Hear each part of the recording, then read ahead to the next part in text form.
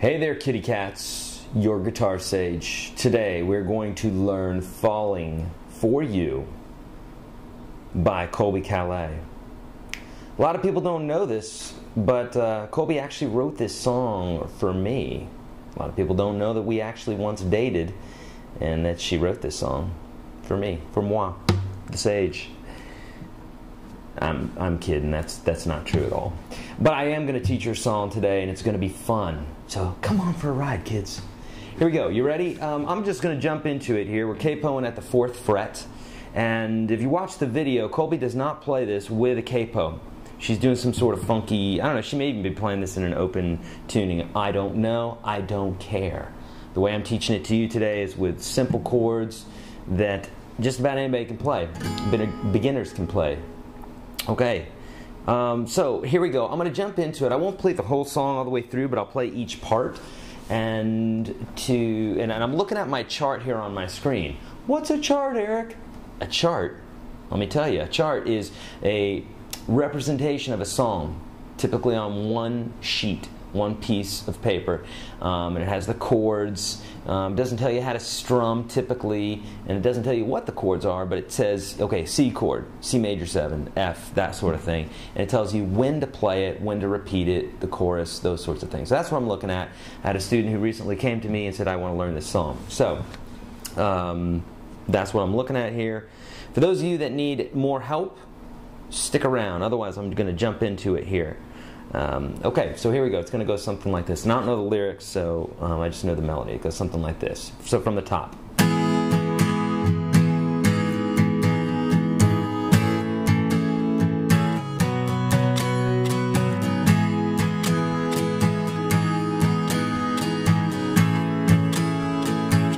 So that's the intro, verse.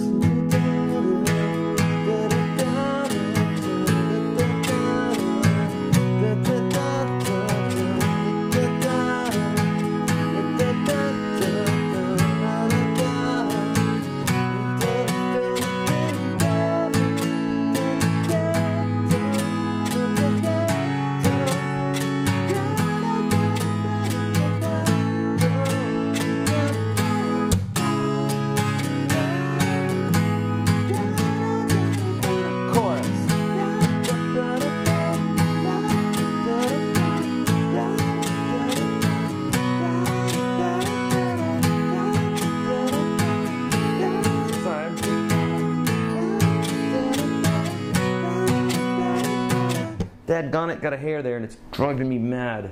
Yes, I know, I need a haircut, I understand. Buy the ebook, maybe I'll have money for one, huh? Alright, so, sorry about that, I messed it up, but here, let me go into the bridge and then I'll break it down some more. Okay, so the bridge goes, let me go do the melody, 2, 3, 4.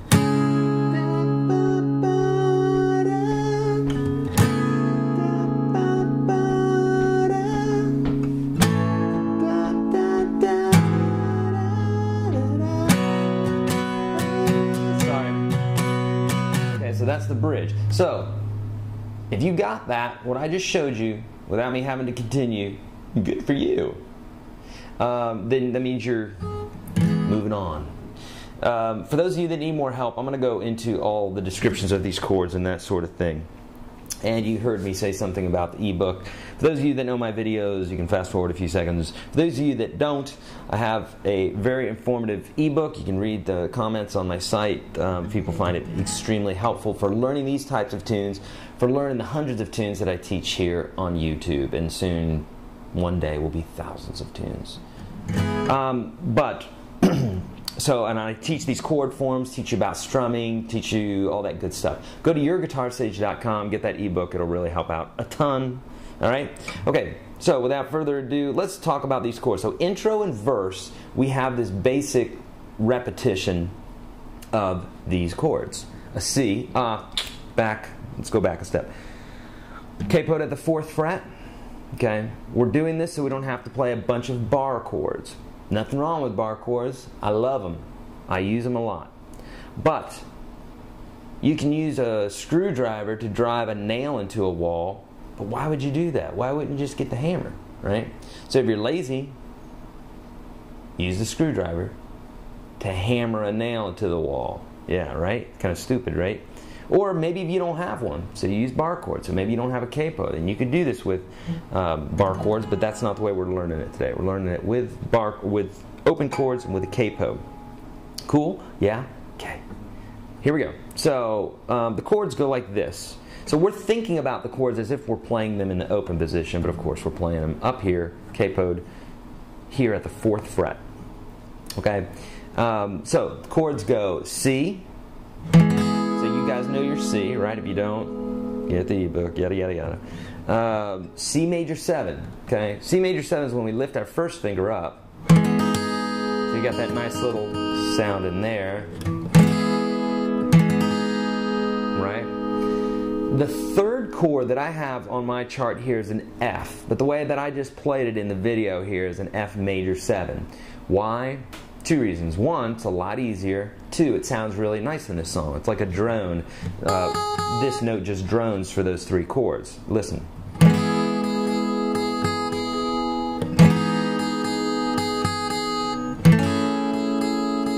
So that note's present for those first 3 chords. There it changes. It goes up a whole step. But you got, or it goes up 1.5 steps. Let's listen to this strum.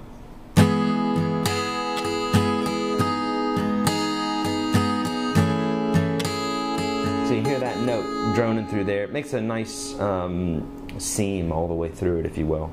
Okay, so if you don't want to play it, if you want to play an F, you could just play your straight up bar chord F. You could play this F, which is a favorite of mine. I play it like this, and I thumb this low E string to mute it out, but you know, that's a favorite of mine. But then this one, so I'm barring these 2, by the way. But if I want to do it even easier, I just take my first finger. You guys know this F chord, right? That's the first F chord that everybody learns, that little staircase there. And then if you add this guy, you got 4 notes. And then if you add that note, you got a 5th note. And then your bar chord makes 6 notes. But we are doing this form, lifting that finger up like this. Okay, so open note there. The way you can play this from a C chord is, there's your C chord, drop your 2nd finger down 1 string. Take your pinky and play right here on the 4th string, 3rd fret, and play the high E open.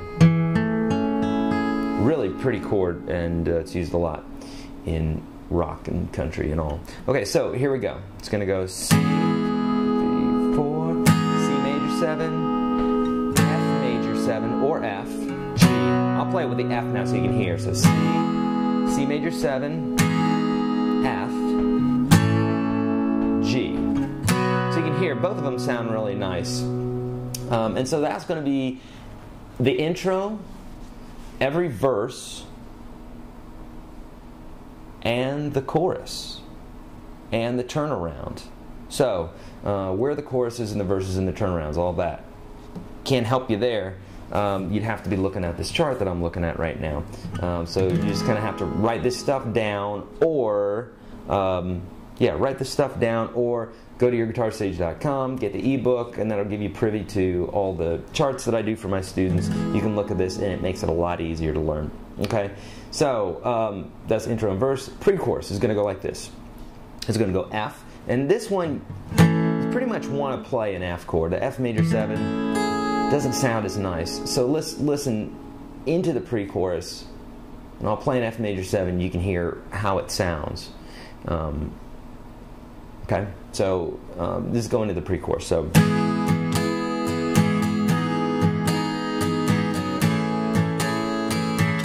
pre-chorus.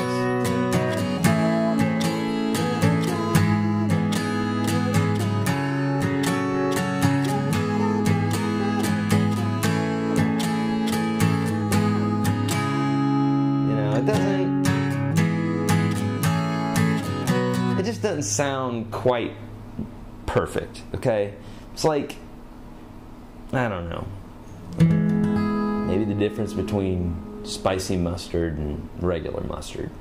You know, it's not quite the same. It's mustard, just one spicy, right? So as far as this pre-chorus, I want you to play a full-on F. Okay, and it's going to be best. The easiest one is this one right here, I think, the fullest, nicest sounding one. But you can play that little guy there too if you want. Okay, so pre-chorus is an F, C/E. Okay, it's what we call an inversion. Inversion is a chord where usually, say if it's a C chord, then we call it a C chord because the C is in the bass, or that's what the math of the chord is built off of, is that low, is the C, the root of the chord, if you will. But what an inversion is when we take some other note other than the one, or the root of the chord, and we put it in the bass. So for instance, if a C chord is a C, E, G, and we put a C in the bass, then it's just a C chord. We put an E in the bass of a C chord, then it's a C/E. If we put a G in the bass, then it's a C/G. So for instance, here's a C chord, straight up C. A C/G, we put a G in the bass, has that G sound in it, and a C/E would be opening up that low E string, and there's a nice low E in there. So it's a C/E. So let that guy sing out. D minor, you know that one. C/E, F, C/E, and a push on the A minor. What's a push? Let's talk about it.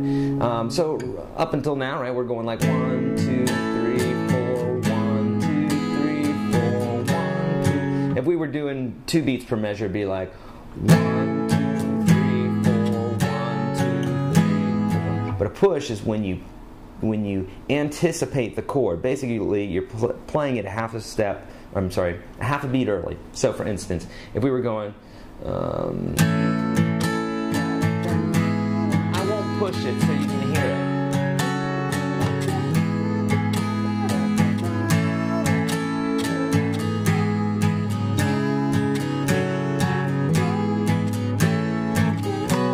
Okay, so you can hear it sounds a little weird, right? So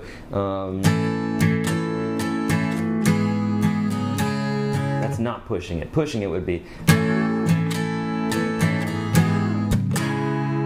that sounds right, okay?